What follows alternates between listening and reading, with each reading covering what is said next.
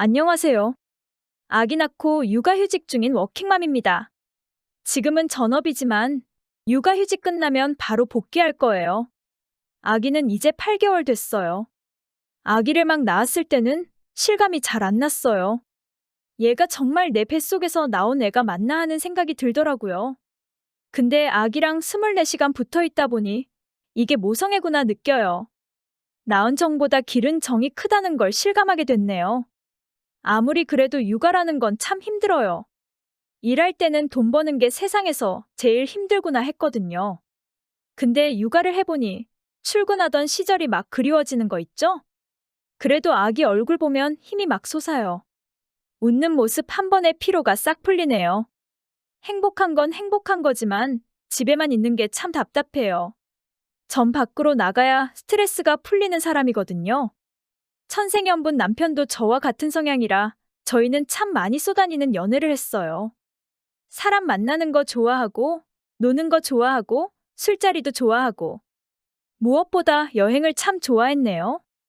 유명한 휴양지를 여행하는 것도 좋아했고, 노지처럼 잔잔하고 조용한 캠핑 스타일의 여행도 좋아했어요. 주말같이 짧은 시간에는 근교 캠핑장을 찾아다녔고, 어디 노지가 좋다더라 하는 소리만 들리면 무조건 직접 가보고 그랬어요.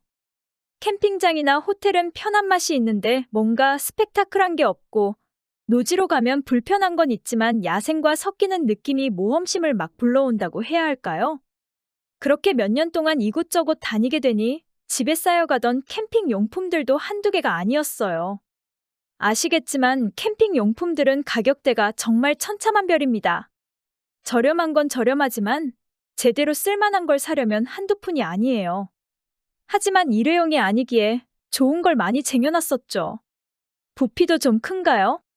저희는 다용도실 한쪽 벽면에 선반 앵글을 만들어놨는데 거길 꽉 채울 정도였다니까요. 결혼하고 나서도 남편과 참 많이 쏘다녔네요. 전 임신했을 때도 많이 다녔어요. 무거운 몸을 이끌고 나갈 때는 정말 힘들지만 모닥불 앞에서 멍 때리고 있으면 그게 또 별미랍니다. 근데 출산하고부터는 아예 못 갔죠. 제 몸도 몸이지만 아기를 데리고 간다는 건 불가능이었으니까요. 날씨도 날씨고 노지가 환경면에서도 아기에게 좋은 환경은 아니에요. 덕분에 집콕 신세가 됐습니다. 서론이 길었네요. 제가 글을 올리게 된 이유는 바로 저희 아주버님 때문이에요. 제가 출산하기 전에 아주버님이 저희 집에 와서 캠핑 장비들을 다 빌려갔어요. 저희가 캠핑을 좋아하고 용품을 잔뜩 사들인 걸 가족들 모두 알고 있거든요. 저희가 워낙 캠핑이 좋다, 여행이 좋다 하니까 아주버님도 흥미가 생기셨나 봐요. 근데 흥미에 큰 돈을 쓰기는 힘드니까 저희 장비를 빌려달라고 하셨어요. 전 아주버님도 캠핑의 재미를 느껴봤으면 좋겠어서 흔쾌히 장비를 다 빌려줬어요. 장비 사용법까지 하나하나 다 알려주고 큰 것부터 작은 것 하나하나 세심하게 다 챙겨드렸네요. 준비가 덜 된 상태로 가면 힘든 게 크잖아요. 아주버님네가 덜 힘들게 캠핑을 즐겼으면 싶어서 잘 챙겨드렸어요. 짐을 한가득 들고 가는 아주버님이 얼마나 부럽던지요. 정말 나도 데려가라고 외치고 싶었다니까요. 그렇게 한동안 제 자식 같은 장비들을 아주버님께 맡긴 셈 쳤어요. 저는 한동안 캠핑을 갈 수 없는 상황이잖아요. 어차피 저희는 못 쓰는 거 창고에 처박아두면 뭐해요. 쓸 수 있는 사람이 쓰고 즐기면 좋죠. 그래서 그동안은 장비를 돌려받을 생각도 안 했어요. 아주버님이 남도 아니고 자주 얼굴도 보니까요. 언제든 다시 돌려받을 수 있으니 걱정은 정말 하나도 안 했네요. 그렇게 저와 남편은 집콕 생활을 쭉 이어오고 있었는데 남편이 캠핑 얘기를 꺼냈어요. 이 남자가 미쳤나? 나랑 애를 두고 놀러 가겠다는 건가 싶었어요. 근데 저랑 아기랑 바람 쐴 겸 나가자는 거였네요. 예전처럼 자고 오지는 못하더라도 당일치기로 한두 시간 바람이나 쐬고 오자고요. 캠핑이라기보단 소풍에 가깝죠.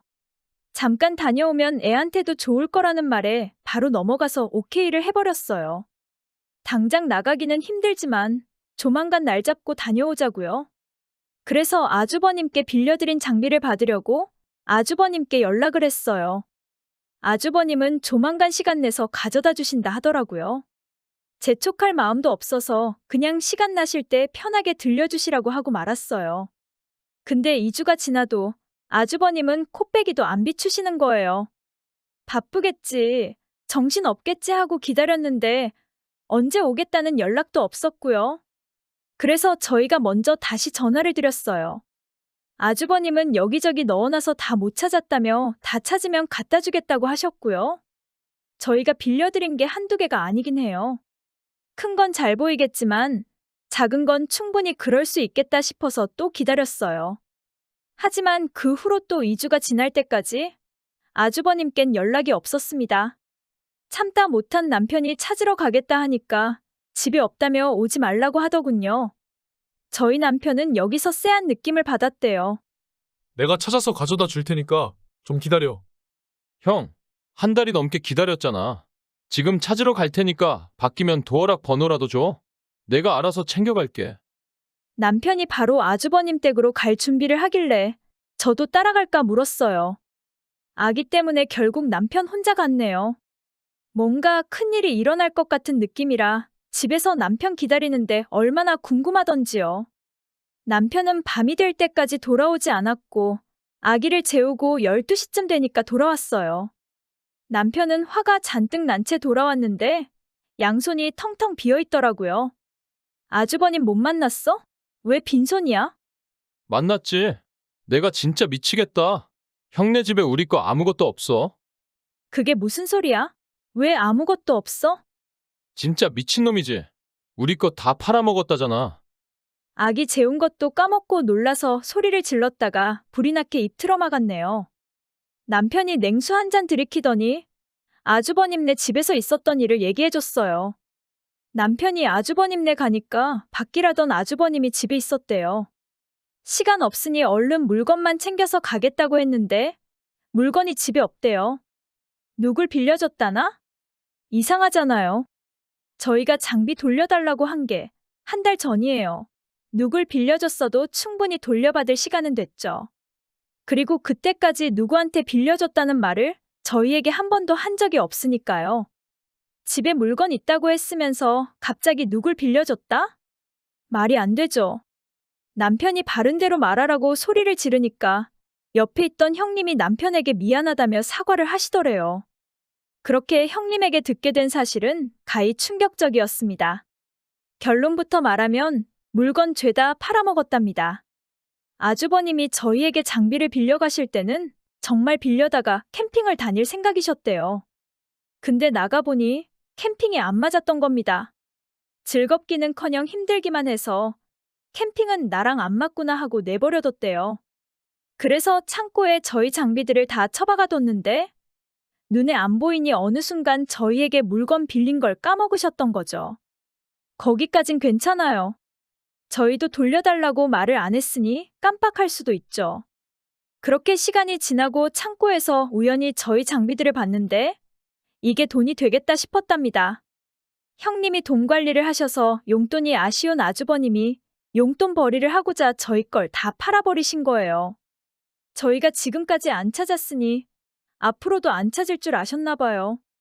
그렇게 자잘하게 한두 개씩 팔다 보니 어느새 싹 사라져버린 거죠. 그렇게 아주버님이 저희 장비 팔고 번 돈이 300만 원이랍니다. 저희 그 장비들 살 때 돈 엄청 들어갔어요. 근데 그걸 헐값에 다 팔아버리신 거죠. 형님도 아주버님이 그러는 걸 몰랐다가 아주버님이 돈을 펑펑 쓰는 걸 보고 추궁해서 알게 되셨네요. 형님이 그때부터 아주버님 용돈도 다 압수하고 돈을 충분히 마련해서 저희에게 보상해 주시려고 하셨는데 저희가 받기도 전에 장비를 찾으러 온 거예요. 황당한 건 황당한 거고 남편도 엄청 화가 난 거죠. 가족이니까 빌려준 건데 그걸 다 팔았다니요. 남편이 이번 주까지 장비 그대로 안 찾아오면 절도죄로 고소하겠다고 하고 왔답니다. 그 장비들, 저와 남편의 추억이 굉장히 많은 장비들이에요. 돈이 문제가 아니라 그 장비 자체에 애정이 있어요. 그리고 그 물건들 다시 구하려면 300만 원으로는 택도 없습니다. 얼마나 속이 터지던지요. 도저히 가족 간에 벌어질 일이 아니다 생각해서 저희는 시부모님께 현재 상황에 대해 다 말씀드렸어요.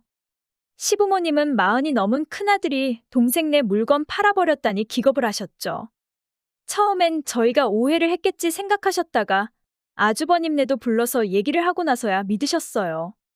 아버님이 엄청 화가 나셔서 아주버님 가만 안 두겠다고 몽둥이 들고 쫓아다니셨어요. 어머님은 그런 아버님 붙잡으면서 계속 말리고 아주버님은 죄송하다고 빌고요. 다들 진정이 된 후 얘기를 시작했어요. 아버님이 아주버님을 엄청 혼내셨어요. 아무리 욕심이 나도 어떻게 동생 물건을 훔쳐다 파냐고요. 아주버님은 입이 10개라도 할 말이 없죠. 형님도 같이 혼내셨어요. 남편이 사고를 쳤으면 그때 바로잡을 생각을 해야지. 지금까지 왜 입 닫고 있었냐고요. 형님도 죄송하다고 하셨네요. 근데 어머님이 옆에서 한마디 하셔서 어머님도 아버님께 한 소리 들었어요. 어차피 저희는 애 때문에 이제 못 나갈 테니 이 김에 잘 정리했다 생각하라고 그러셨거든요. 아버님이 그거 듣고 어머님께 엄청 화냈어요. 정리를 해도 저희가 해야지. 그게 무슨 말도 안 되는 소리냐고요. 결국 세 사람 다 입도 못 열고 아버님께 1시간이 넘게 혼났어요. 그리고 아버님이 결론을 내주셨는데 저희에게 장비를 판 값의 2배인 600만 원을 보상해 주라고 하셨네요. 아버님이나 저희나 이미 알고 있어요. 저희 손을 떠난 물건들을 찾을 수는 없다는 걸요. 속은 상했지만 저희는 아버님 의견을 따르기로 했습니다. 고소하겠다 어쩐다 했지만 그래도 얼굴을 계속 마주치며 살아야 하는 가족이니까요. 너무 아깝지만 어쩔 수 없다고 생각했어요. 아주버님은 당장 그렇게 큰 돈은 없다고 울상이셨는데 아버님이 대출이라도 받아서 주라고 하셨네요. 정말 대출을 받았는지는 모르겠지만 저희는 600만 원을 받았습니다.